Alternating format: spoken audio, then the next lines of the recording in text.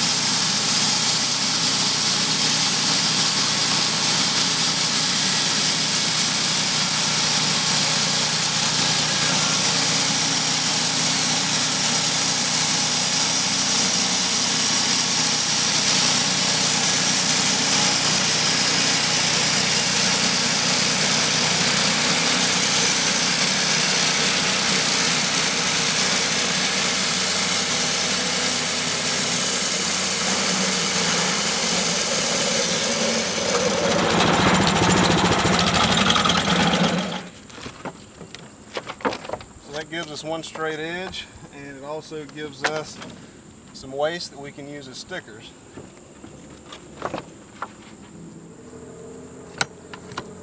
So let's get these boards on over to the planer. One thing that I forgot to note when we were out at the mill is when these boards are on the mill, after you straighten out, after you cut the edge off of that top side, what I do is I'll take a pen or a pencil or whatever and I'll just mark that edge with some lines. That way I know which edge has been straightened out. That way I know which side to match up against the fence on the table saw. So we're over here at the planer, and I know that I'm going to get a lot of questions about this. I'm going to go ahead and answer it preemptively. My planer does have a hood for dust collection, and here I'll show you that actually. So this planer does have a hood for dust collection. It fits right here, and you would put a hose on it with a vacuum system to suck it all out in dust collection.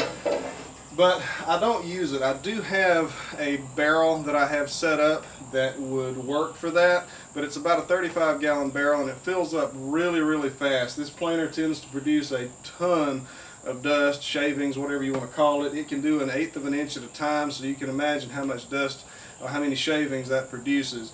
So what I do is I leave the vent open and I just let it spray out onto the ground, onto this tarp right here. And once that tarp gets mounted over, I just pull it away and put it in my burn pile out there. So that just makes everything a lot faster. I don't have to spend nearly as much time hauling away barrels of planer shavings, and it's just a lot more efficient for me. So that's why I've got my planer open for anybody who wonders about it.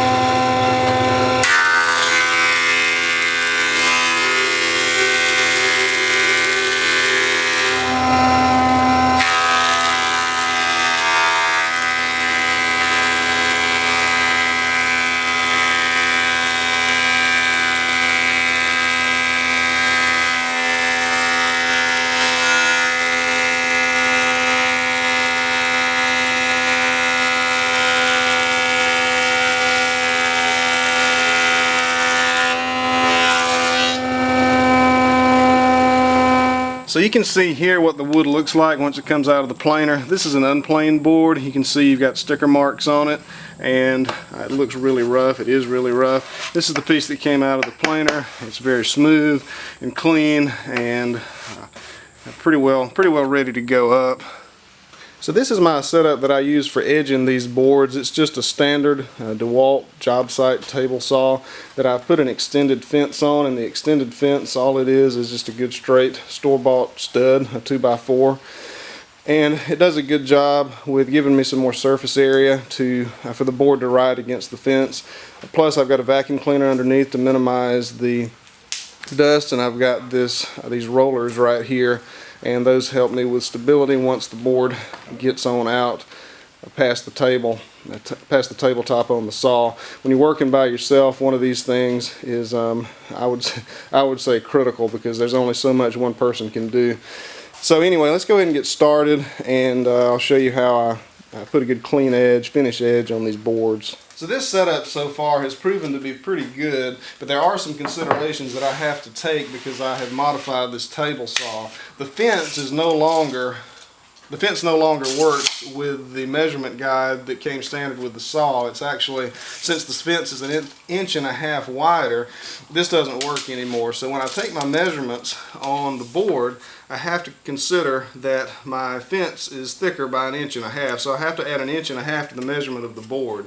So essentially I've got a 10-inch board here. So I have to assume, for the purpose of this fence, that it's an 11.5-inch board.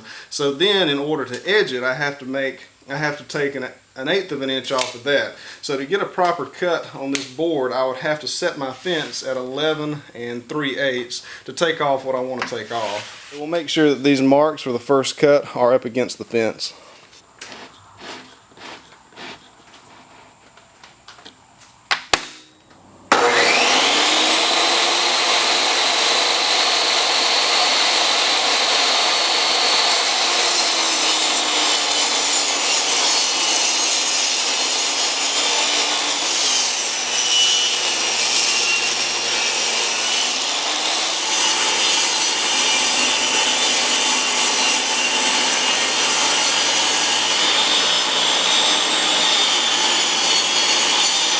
So at this point we've got two straight edges on this board, but we've still got a rough edge, and that rough edge is the one that was marked with these pin marks right here. So now we're going to flip this board over, and we're going to go ahead and do the other side and see if we can smooth that other edge out also. So I usually only set the fence to about an 1/8 of an inch in. I don't want to lose a ton of material. You saw that first cut really took a little bit too much material off. I'm just going to set it for an 1/8 of an inch in and just shave that, maybe a saw blade off of this board.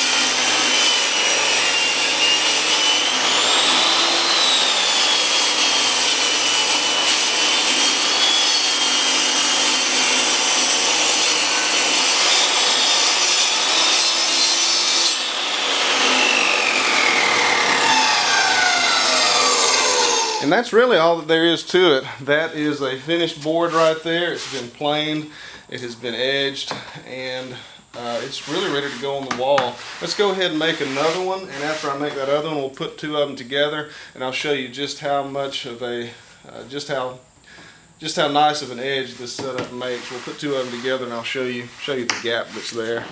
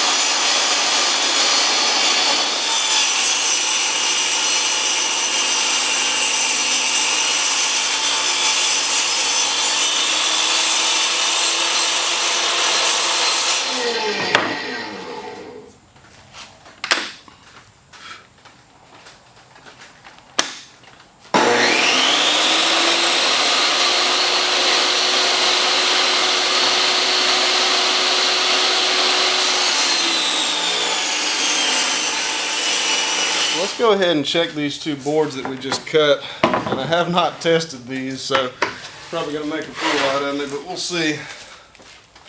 See how well these stick together.